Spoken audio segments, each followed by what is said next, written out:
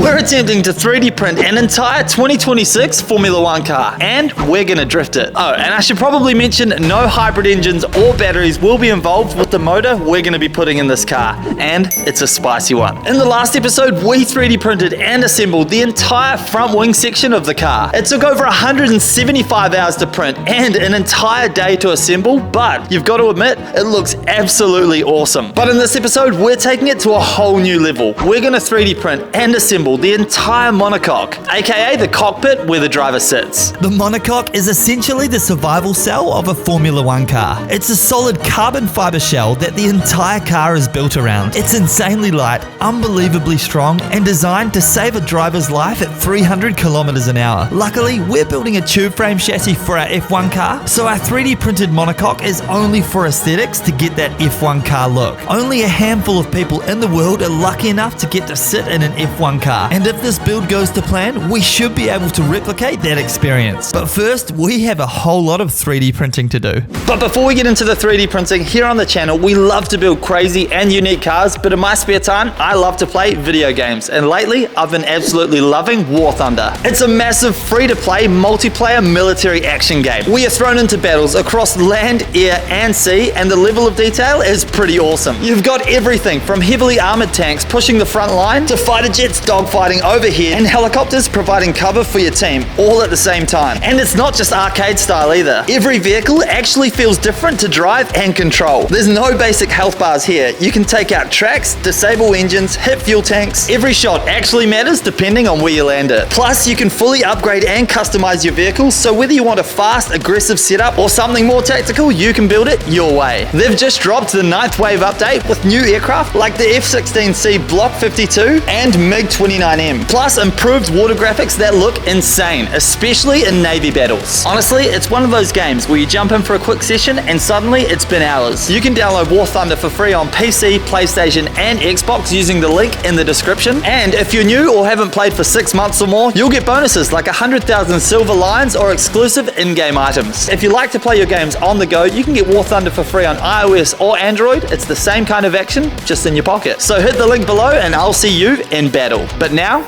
it's time to get 3D printing. So we're back in the 3D printing room with our Bamboo Labs 3D printers, and I am so excited about this part of the project. As I mentioned before, the monocoque is made up of 61 individual pieces, and honestly, I have no idea how long this is gonna take to print. The files are also available now to download on twostepgarage.com. So if you want to 3D print your very own Formula One car, you can go ahead and do that. But without further ado, let's get 3D printing because yeah, we've got a lot to do. So here we are in Bamboo Labs studio, and we're just going to drag and drop our pieces onto the bed plate. I have so much faith in these Bamboo Labs printers that I load up the print bed with as many pieces as I can fit on it. Hit send. Boom.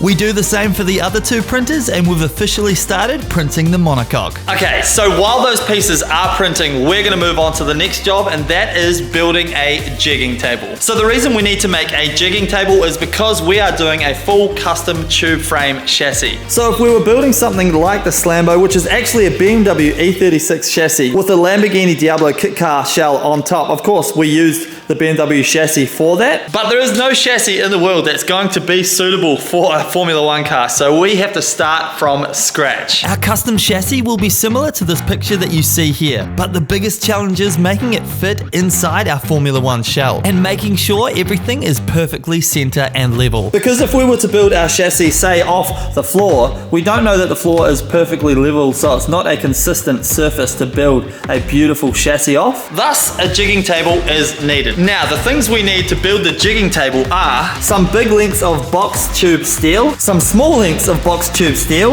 and a huge sheet of steel that goes on the top. And of course, we also need some caster wheels just like these wheels right here. Because it's so important that this table is both square and level, we're constantly measuring and double checking at every joint on the table. Also, I forgot to get caster wheels, so I stole the wheels off this dolly here. The box tube we're using to build this table is 50 by 50 millimeters and 3 millimeters thick, which I thought was overkill considering the F1 car is going to be super light, but once we started to put the table together, I realized it was probably perfect. We used G-clamps to hold our box tube in place, while of course constantly measuring, and while we were doing that, our Bamboo Labs printers were absolutely hammering out the prints. Look at this crazy shape.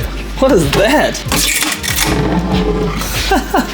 So strange. So we stacked the printers with some fresh 3D printing files, hit that print button, and got back to work building our jigging table. We have a table, kind of. Well, we have a table frame, and that actually wasn't too bad. It took about 45 minutes, but obviously is doing most of the work. So we're going to put one more bar in, and that's going to run through the center right here, because that engine right there and that package, it's definitely not light, and that has to sit on this table while we make engine mounts and everything like that. So we're making it as heavy duty as possible. So this guy should slide in the middle if all your measurements are correct. And it turns out his measurements were correct. Perfect. So we finished up welding the base of the table, then welded on the caster wheels that we stole from the car dolly, and it was finally time to tip the table over and sit it on its wheels for the first time. Of course, you've got to give it that shimmy to make sure everything's all good. We decided to weld these 45-degree supports into the frame to make sure this thing is super strong. And just like that, our frame is finished. Back in the 3D printing room, the rolls of used filament were piling up, and we only have a few pieces to go before this monocoque is completed printing. Oof, look at that. Look at those supports. Looks so good. Bamboo Labs, the best. All right, so there's about 8 pieces left to print. Then we can assemble the monocoque, which I'm super excited about. So the frame of the jigging table is now complete. A big shout out to Warwick. Everyone needs a Warwick in their lives. You absolutely killed it, dude. So we'll be able to weld braces off it, tack things in place. Everything. I know it's a bit of effort to get this table together, like it's taken us a couple of days to build, but ultimately it's going to make the whole job so much easier. And the last thing left to do is to slide the 3mm sheet of steel onto the top of our frame, weld it all together, and then we can finally put the nose cone on the table. Yes, look at that.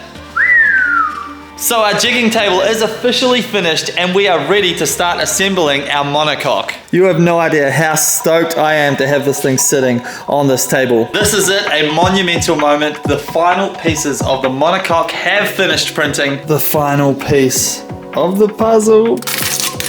Oof, that sounded crispy too. These pieces took a total of 11 kilograms of 3D printing filament. This is a big piece.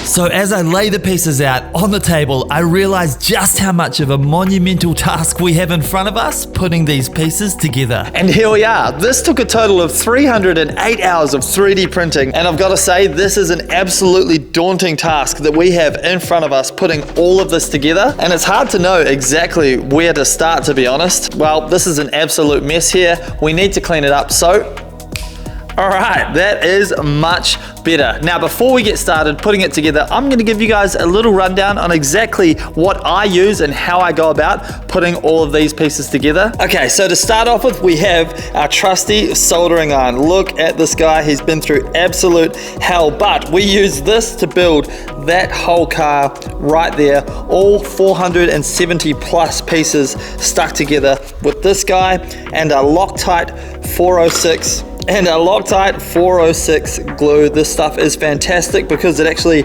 melts the plastic together. It doesn't just glue it together, which is awesome. Then we have our plastic welding gun with the staples. This is actually a tool that was recommended by you guys, so thank you very much. But also in the last video when we built the front wing, you guys gave me some advice and said when we put the staples in, you need to do a wee twist, and that makes sure that they're nice and stuck and makes them a whole lot stronger, so thank you for that. Of course, as always, if you have any advice, feel free to drop it in the comments below, and while you're here, feel free to like, subscribe, and even hype the video if you're enjoying it. So I have the reference photo that you see on the screen right now on my laptop next to me, and I basically work off that and put each part together like a jigsaw puzzle. So I'm gonna start by finding our 2 most recognizable pieces, and that's these pieces right here because they've got that dimple bit sticking up. So I'm pretty sure that's this one right here.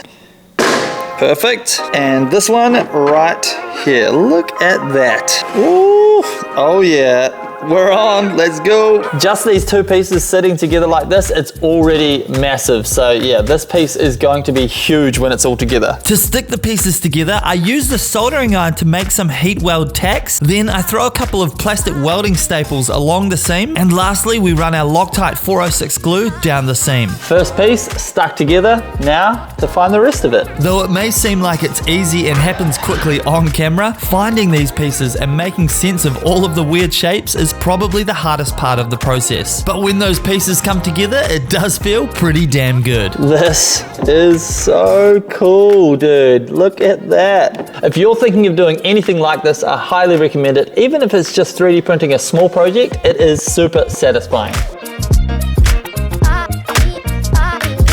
Okay, hold the phone. I didn't think we'd get here so soon. We're about to attach the part that's the beginning of the side pods, and I don't know about you guys, but that is a pretty freaking epic part of the Formula One car. So that's this guy right here. Oh, so that's this guy right here, and this guy right here. Let's go. You also may recognize this piece. Look at that, the front of the side pod. The thing that surprises me the most putting this thing together is the sheer size of it. It is way bigger than I anticipated. So we have some kind of shape going on there now. That is freaking crazy.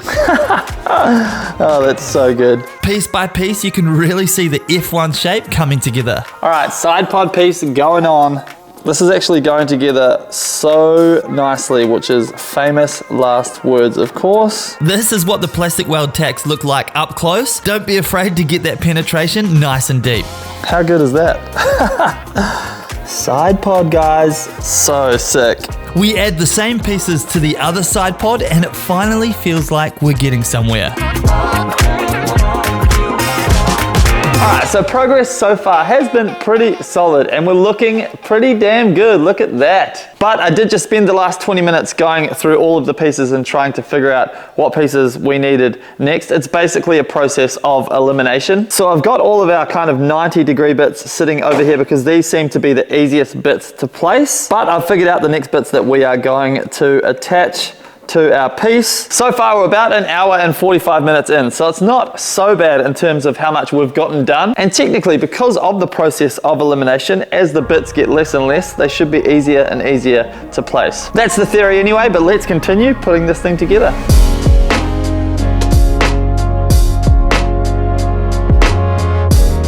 So as you can see, I'm currently standing on a seat to get a little extra height here, but I think I've figured the last part of this side pod out. So this guy goes here, then this guy goes here. Coolest project ever. Yep, this genuinely is an extremely fun project. A couple more pieces and we have the front of our side pods complete. So now it's time to lay this thing down on the table so we can continue building out the front pieces. Luckily, Warwick just arrived so that he can help me lay it on the table because this is definitely a two-person job. Ah, it's so light. That's crazy. Yeah, I thought it was going to be really heavy. I have a feeling this thing's going to be extremely light when it's finished. That looks crazy. So it's starting to look pretty damn good, but there are a couple of weird things going on with our prints. As you can see down here, there's like this triangle piece, which I always thought was weird, and it turns out that's actually an error within our prints. And we can simply just get the grinder out and cut that piece out, and that should make it look a lot more flowing in there because that looks super weird. Luckily, a quick cut with our cutting blade and those weird pieces were removed easily. That is much better. All right, time to attach the front pieces of the monocoque. Now, these are the pieces that extend out to the front wing that we've already built. And these are the bits that gives the monocoque the girth. Can I say that word on YouTube? I don't know. Oh, I said it.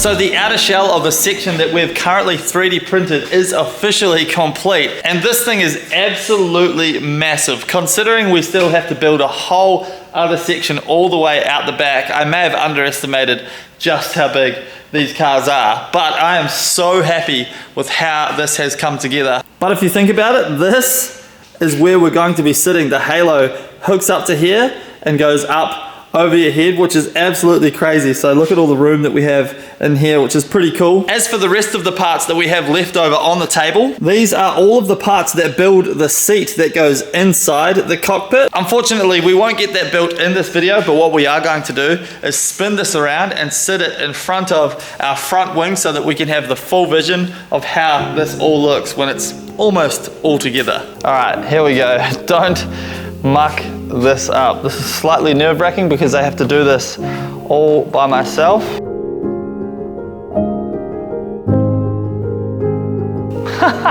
That is crazy. It's one thing to say you're going to 3D print a Formula One car, but it's another thing entirely to actually do it. We're still thousands of hours from completion, and there are still so many unknowns. But every piece I add to this puzzle gives me a little more unjustified yet unwavering confidence that we might actually be able to pull this off. But for now, it'd be a shame if we didn't at least try and sit inside the monocoque, right? Seeing this together here is exactly the dose of motivation I need to continue pushing on with this build. In total, it took me 5 hours to assemble this part of the body, which actually isn't too bad, but a lot of that is attributed to the fact that we're using the Bamboo Labs printers and we have the bigger pieces now, whereas on our GT 3D build, the pieces were a lot smaller, and so it took a lot longer to kind of stitch all of that together. All right, let's give this a shot. Oh no, hopefully the whole thing doesn't crumble and fall. So I think that you would be somewhere. Oh, it's crazy that you're almost at the perfect height, just here, sitting flat on the table. This thing's gonna be absolutely slammed, but I think you'd be somewhere like here, feet up here maybe. Woo! This is crazy. Not a lot of room for like a handbrake, because we don't currently know what kind of transmission we're going to be using in this thing and whether it will be manual, sequential. It's all up in the air at the moment, but this is crazy. Steering wheel here. Yeah, this is epic. Halo up over the top. Dude, this feels good. It feels right. It feels so weird. What does it look like? You look pretty small. It looks huge. Yeah, it's massive. It's so long. The table's 3 meters. And this is not even the, like, half the car. The funny thing is, this is not even the big part of the car. Like, the bit behind us is way bigger than this piece of the car here, but it feels pretty sick. It's gonna be cool. It's definitely like, it doesn't feel uncomfortable. It almost feels similar to the Slambo, the way you're sitting in it. Yeah, so good. Nah, I'm hyped. Even just sitting in it there just got me so freaking hyped. I cannot wait to continue on with this build. We've already got the 3D printers cranking on the next piece of the puzzle. Also, I realized I've made a massive rookie mistake as well in this video, because we didn't even have to print the seat part of this whole bit, because we're doing the tube frame chassis.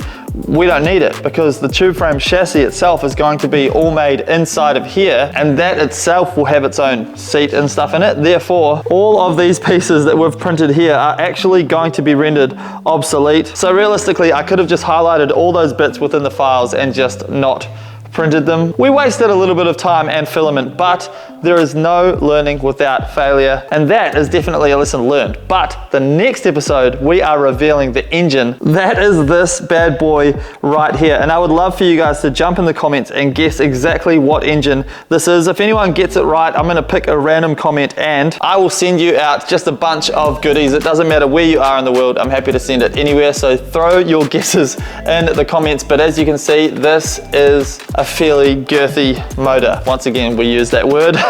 It's a big motor. We did have our reservations about whether it would even fit in the car, but we found a 3D scan of the engine online and we put it inside our model, and it looks like we are going to be able to make it fit. But I can tell you, it is just the coolest engine I've ever owned, so I can't wait to reveal that to you guys. And of course, on the side, I am working on another massive GT 3D video. There's so much happening on this thing in the background. Right after finishing editing this, I'm coming straight back to put work in on that car. So lots of content coming out for you guys. I'm trying as hard as I can to absolutely pump it. So don't forget, hit that subscribe button. If you are enjoying the content, feel free to hype this video. You have no idea how much that helps. And I'll see you guys in the next one.